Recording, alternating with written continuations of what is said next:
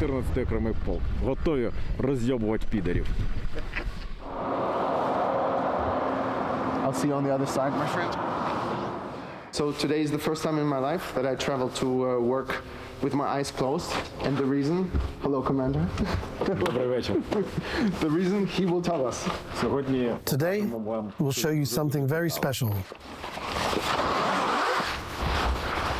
прошу. Our magnificent Liutyi UAVs Який наносить that are deep striking Russian soil. по території Росії. So, as the commander says, these are long-range deep strike drones produced here in Ukraine, used by the 14th Polk, Deep Strike Polk, to attack targets deep inside the Russian Federation. Today we've been granted exclusive access with the unit. They will tell us all about these drones, how they use them, and then hopefully we will see them in action. Enjoy our report. The Liutyi Deep Strike UAV, Ukrainian production, range 1,000+ kilometers, speed 250 to 300 kilometers per hour, payload between 50 and 75 kilograms, guided by an artificial intelligence system, cost around $200,000. Why is deep striking into Russian territory so important? We understand that we're facing a mighty opponent. Russia has lots and lots of missiles and drones. We have to strike asymmetrically so that the enemy does not just hit our soil unpunished.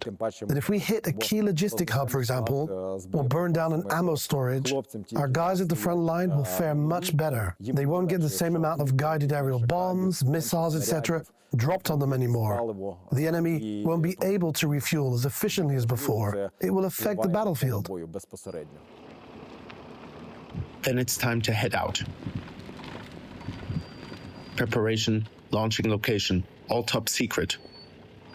We're only allowed to turn the camera back on when everything is set up on the runway.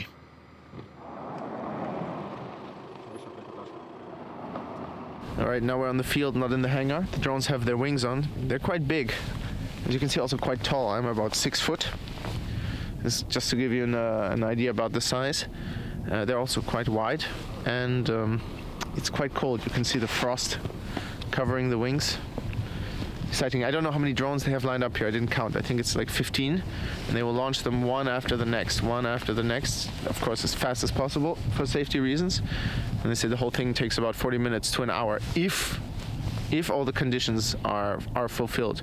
If there's an air alarm and we have to turn on electronic warfare systems, or our air defense starts working, then obviously they can't do it, because then Ukraine would shoot down its own drones, which is obviously something they're trying to avoid. So let's see how this night goes. The guys who met us here are not unfriendly, it's the wrong word, but you can feel there's a bit of tension in the air, and it's super understandable. I would also be stressed if someone's coming to film at me. Why? Because this is a super sensitive operation. I mean, this is a super high value target for the Russians. It's a huge problem for them, these drones and these deep strikes. It costs them a lot of money, and we have to work as clean as possible also, because if we show something we're not supposed to show, or some frame that shouldn't be in there, in the end there will be a price to pay, and someone's head will roll, probably mine or yours, Yegor, with the camera. So yeah, it's also a day to be concentrated at work. It's not actually funny at all. So we'll do our best. While the men make the last adjustments, Casper takes care of public relations.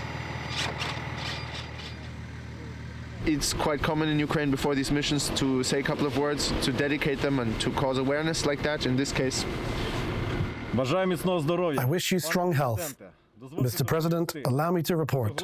Today, we're grinding the Russian territory to dust. We will be destroying their storage facilities and military infrastructure to help our boys on the front lines. Honor, we have. The 14th Separate Regiment is operational. and I will do the official signing. This cooperation, it is from the 14th Polk and United 24 Media. With love. Of course. Always, only love. Це наш слоган. Well, good luck today. Thank you so much. Thank you too. Finally, it's time for takeoff. The start is manual. Once it's in the air, the drone switches to autopilot. Then the men can only wait and hope. In a couple of hours, it will have reached its target. So as we said before, the guys drive behind the drone and then they launch it manually with the controller because it's more efficient that way. But it's also, while at the same time it's kind of futuristic warfare, it's pretty rough and old school because it's just a civilian car, an automobile, and they drive at high speeds behind this drone, which is carrying 50 kilograms of explosive, and that's it's a pretty risky thing to do.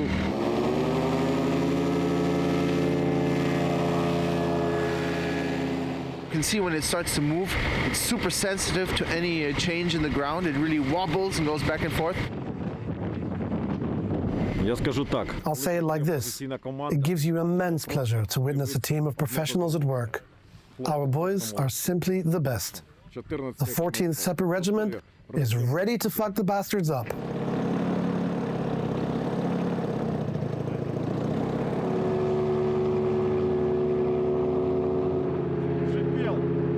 So the guys are like a Swiss watch. They're pretty mechanical and pretty fast. They're launching drone after drone. But I don't know if it's audible in the microphone.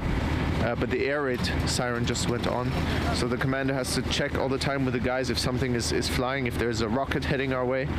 And if that's the case, then we have about a minute, they said, to just go somewhere to safety. So that's the kind of tricky thing. The launch, they're quite used to it. You can see it's a routine thing. They do one after the next, but you always have to make sure the sky is clear, because we shoot there, but they shoot back.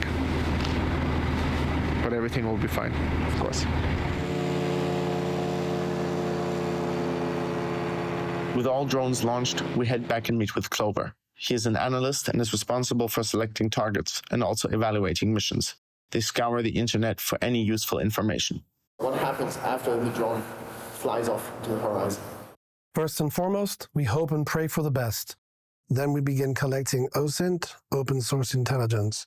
Our work is to prepare for the mission and dig up intel where needed. So, we start monitoring key Telegram groups that are comprised of people and/or places that are located either directly at our point of interest or along the flight path of our UAV. That's how we know whether we struck gold after sifting through the intel. We see what the people are talking about there. For example, if there was an explosion in the area or loud noises were reported, we understand that it's Russian air defense, and we mark its approximate location on our map, which then allows us to get a grasp on the amount of forces in our POI. That way, we can also understand how far or at what point our mission is at. We also use other tools. These are so-called OSINT tools, satellite data that could show us, for example, a temperature anomaly. If we see such an abnormality in our target area, then it usually means we've successfully hit the point of interest and something is burning. Russia tries its best to cover up any successful Ukrainian hits, but Clover and his men have some tricks up their sleeve. Our software records everything that was posted on the net, and even the messages that were later deleted. We'll capture every bit of intel possible. If someone said it, we already heard it and stored it. What are the main types of target that you guys focus on? It's of utmost importance to take away the enemy's ability to make money. That's why oil is a priority target for us. Next in line are the airfields and ammo caches. You could say that last year we had a very good harvest of the enemy's airfields. The most recent one was in Engels. Then it was the one in Morozovsk, where we damaged some aircraft as well, including Su fighter jets. You could say we're proud of hitting the 67th Russian MOD missile arsenal. The explosion was gigantic.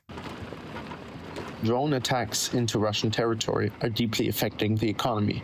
While there are no absolute figures, the news agency Reuters estimates that Ukrainian attacks knocked out 10% of Russia's oil refining capacity in 2025 alone.